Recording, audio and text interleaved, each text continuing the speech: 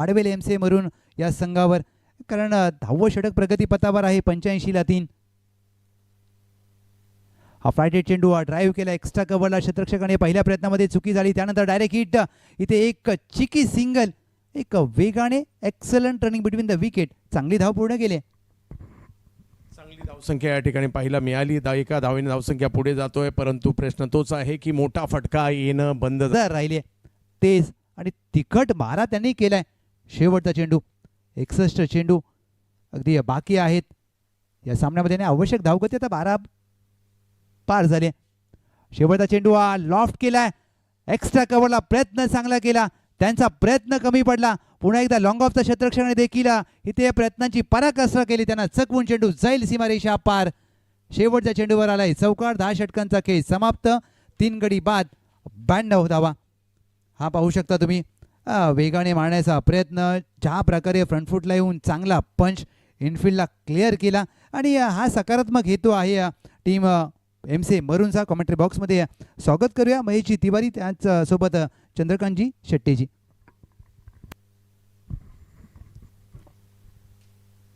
यावेळेला केलाय पूल, खाली क्षेत्र निवडलंय. आता हरकत मध्ये येताना पाहिला मिळालेत. मागील बॉलवर थोडीशी संधी, आणि आता आर्य राज हे मात्र आता राज करायला लागलेत त्याच्या बॅटिंगच्या जोरावर. आलाय चौकार.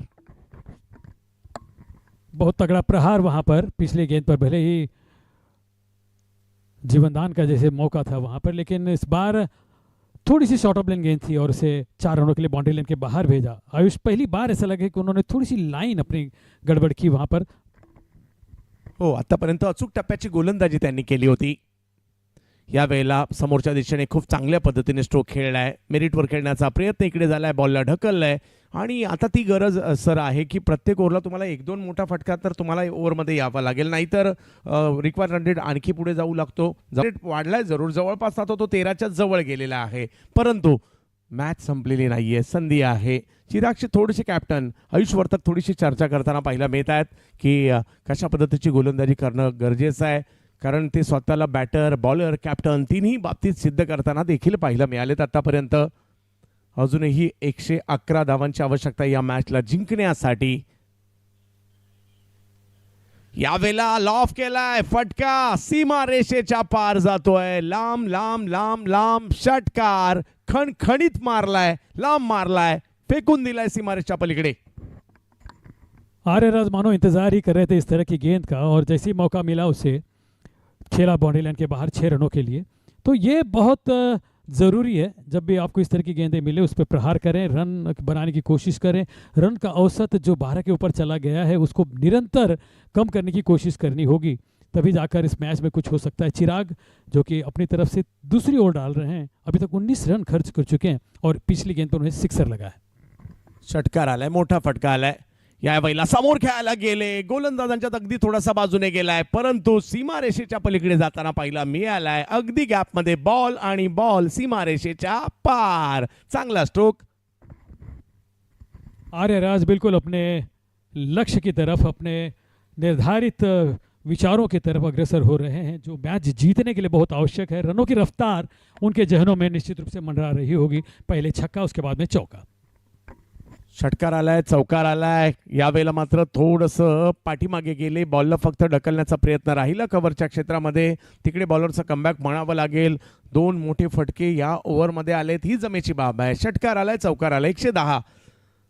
ग्रीन मरून की टीम, लेकिन बहुत मुश्किल. देखिए किस तरह से वो स्ट्रोक लिया था, बाउंड्री लाइन के बाहर काफ़ी दूर खेला.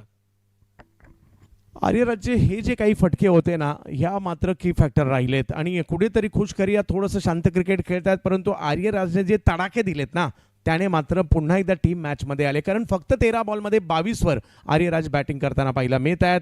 आणि इकडे पहिल्या 12 ओव्हरनंतर जर पाहिलं तर मरून टीम आता थोडीशी पुढे येऊ लागली आहे. विकेटच्या बाबतीत पाहायचं आहे, 115 झालेत.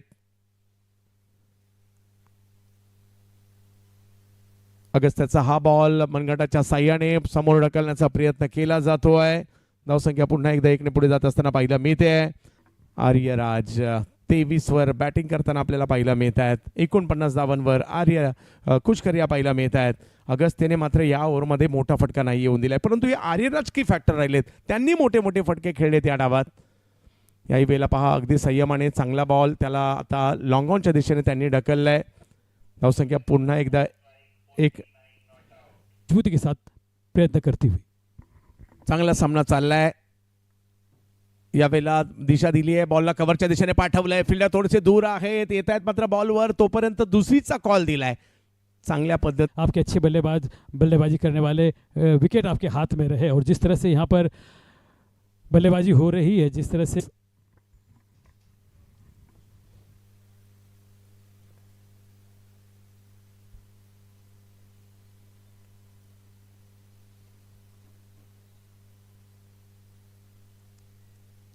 हो, याही वेळेला स्ट्रोक खेळलाय. समोर खेळण्याचा प्रयत्न राहिला, भलेही तेवढं टायमिंग नाही पाहिलं मिळालं, परंतु एक रन मिळणार आहे. आर्य राज यांनी सकारात्मक क्रिकेट खेळलाय.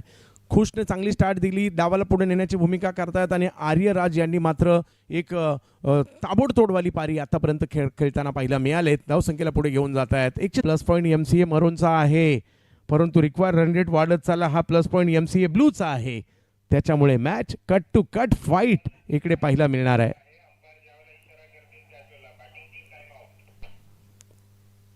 जाऊयात मॅचच्या दिशेने.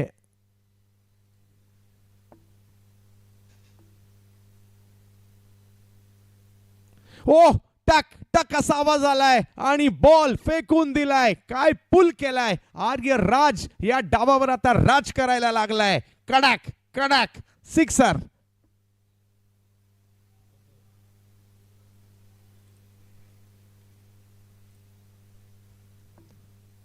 यस, पंचांचा इशारा येतोय. आता वेळ झाली आहे स्ट्रॅटेजिक टाइम आउटची. पहिल्या 14 ओव्हर संपल्या, 136 धावा आणि 3 विकेट माघारी परतलेल्या आहेत. Match on. आणि कशा पद्धतीने हा स्ट्रोक खेळलाय. वा वा वा, प्रॉपर टायमिंग पाहायला मिळालं. फुटवर्क लाजबाब पाहायला मिळालं आणि रिझल्टही लाजबाबच पाहायला मिळालाय.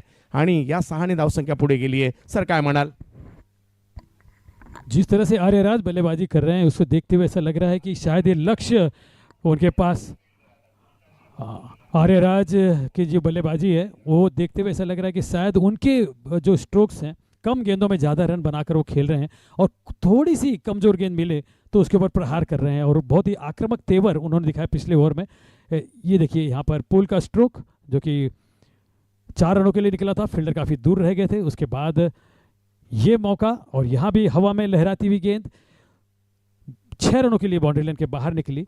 उसके बाद ये उनके बल्ले से निकला हुआ चौका. तो कुल मिलाकर 2 छक्के और 3 चौके उन्होंने जड़े हैं. केवल 18 गेंदों में 33 रन उन्होंने बनाए हैं. यहाँ भी मौका मिला था और जैसे ही मौका मिला बल्ले के बीचों बीच लेकर गेंद को उठा दिया था बाउंड्री लाइन के बाहर 6 रनों के लिए.